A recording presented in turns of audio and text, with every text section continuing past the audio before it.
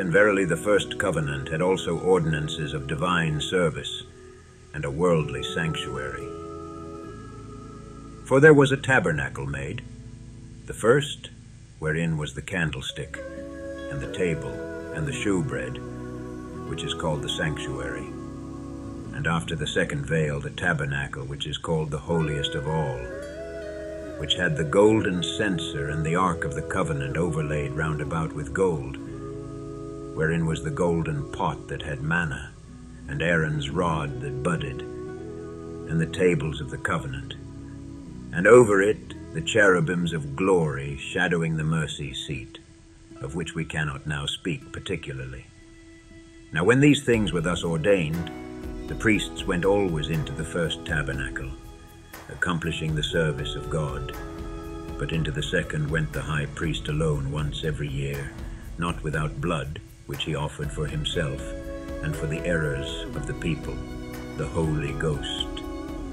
This signifying that the way into the holiest of all was not yet made manifest, while as the first tabernacle was yet standing, which was a figure for the time then present, in which were offered both gifts and sacrifices, that could not make him that did the service perfect as pertaining to the conscience, which stood only in meats and drinks, and divers washings and carnal ordinances, imposed on them until the time of Reformation.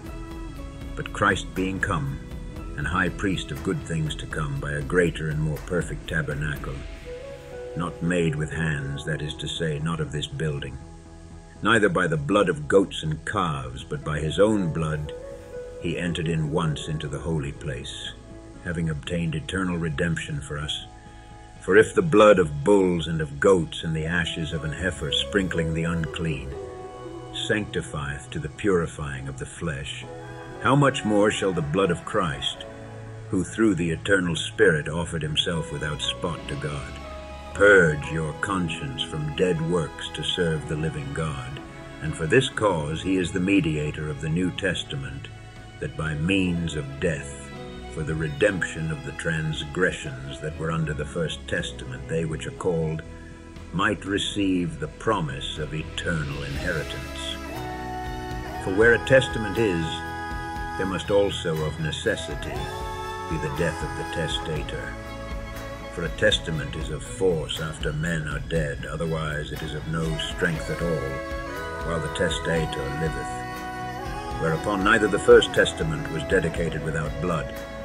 For when Moses had spoken every precept to all the people according to the law, he took the blood of calves and of goats with water and scarlet wool and hyssop, and sprinkled both the book and all the people, saying, This is the blood of the testament which God hath enjoined unto you.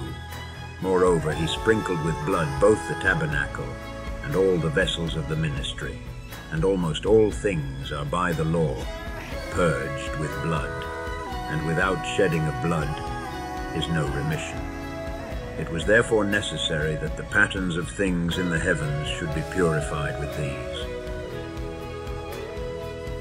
But the heavenly things themselves with better sacrifices than these. For Christ is not entered into the holy places made with hands, which are the figures of the true, but into heaven itself, now to appear in the presence of God for us, nor yet that he should offer himself often, as the high priest entereth into the holy place every year with blood of others.